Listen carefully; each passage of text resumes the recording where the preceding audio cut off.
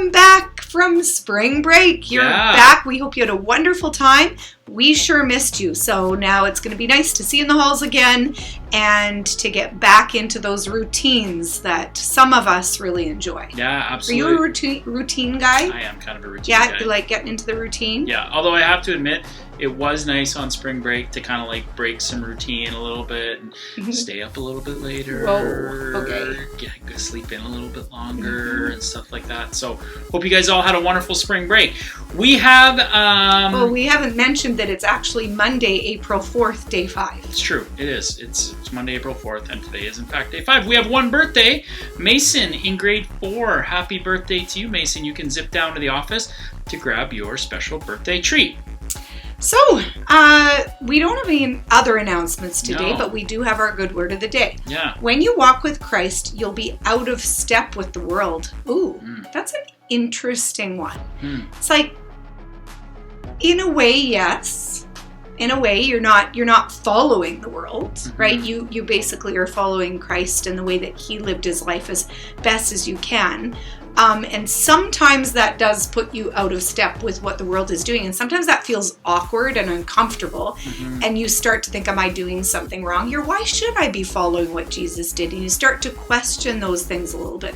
But, you know, after a while and after you watch other people live and how they've lived in step with what Jesus has done, you start to see, you know, a picture of when we do follow Jesus in his steps and his ways, things go well. And not that you don't experience any suffering, because you do.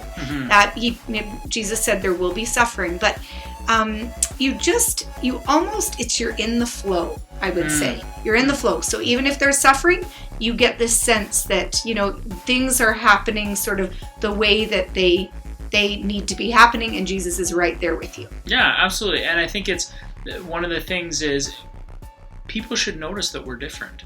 And they should notice we're different because, you know, are most people in the world like Jesus? No, they're not. But I mean, when we have Jesus actually living inside of us, I mean, that's crazy.